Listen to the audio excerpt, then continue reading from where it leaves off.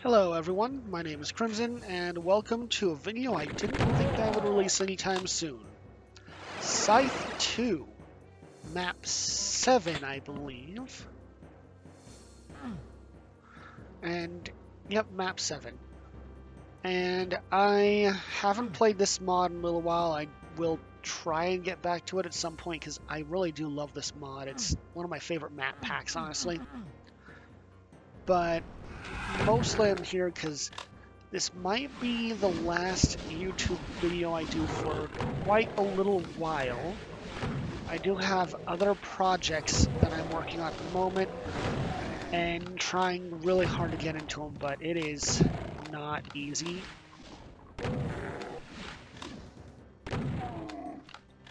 Mostly I just was trying to find my core. Still looking, playing a lot of really old games that are kind of more like old family members I haven't seen in a long time.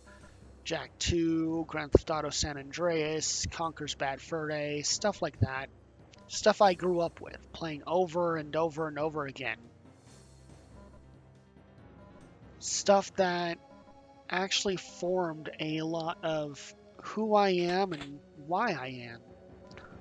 And realized that there's also a lot of deep trauma in there. I'm not going to go over all of it because I don't want this to become another Crimson Bitches About Something Forever kind of video. I've gotten a lot of those, and Emerald keeps giving me shit for it. But I do kind of want to cover one of the earliest ones that kind of probably formulated something in my brain that never has left, which is when I was about, I think about 9 or 10, I had a group of friends that would come to visit their dad on the weekends, and they played a lot of MMORPGs.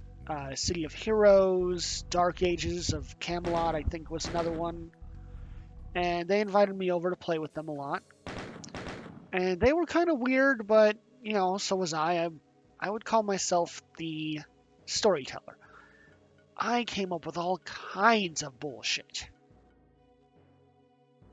Anything from me telling my friends that there was a version of Pokemon Green where you could mate, where you could date and have sex with Misty because I just could say that. Those were words that could come out of my mouth, so they did, and people usually just fucking believed me because I just sounded so sincere. All the way to stuff like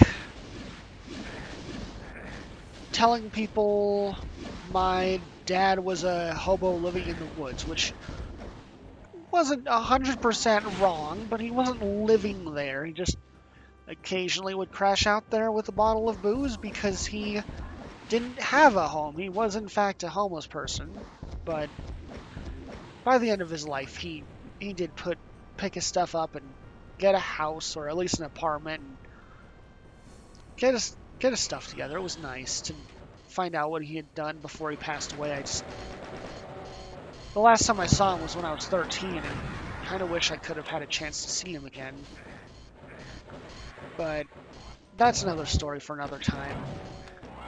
The main thing is that, you know, I hung out with those kids and we had a lot of fun. Their dad and their grandma were really big fans of me, thought I was adorable and loved having me over, and probably understood I was a lonely kid that just told a lot of big stories. Insane stories, because I was a storyteller. I'm still a storyteller. But at one point, for some reason, their mom, who was divorced to their dad, just decided she didn't like me for some reason. I never gotten a clear explanation why. I was a child, right? But she decided that if I was to hang out with her kids anymore, that she would remove the rights for their dad to be able to see them on weekends. And so I lost 3 friends in one day. And I never quite could get my head around it. I think it was because I was such a weird kid, a storyteller. I would come up with all kinds of crazy bullshit. But the fact that I was punished for essentially being a weirdo, it helped set a pattern in me that never got better. A few years later, I finally tell my crush that I had a crush on her, and in the middle of the school hallway, she laughs at me and says, "That's disgusting." And that was the second time it happened. I'm not going to go into all the other times because it's been a repeating process. But basically, it's set something negative inside me, and it's been damaging my core. I haven't quite found an answer on how to fix it yet, but I'm working on it. Trying to see where I can go from here and what I can do. And I'm going to not be doing any more YouTube videos probably for a little while because of the fact that I'll be working on my next game, which is a group project. Should be fun. But I do feel kind of destroyed. I feel like the deeper I dig into my core, the more I find out that I've always been a traumatized, broken mess, that I've never been anything else. I'm not sure if there's any actual hope for me at this point. I'm too old. I'm too old for there to really be hope. And so I just gotta keep doing what I can do, which is, make stuff like this, like video games, like stories, comics, pictures. Maybe if I keep trying to push forward and do stuff, I might find an answer, but I don't really know. I don't know if there's an answer anymore.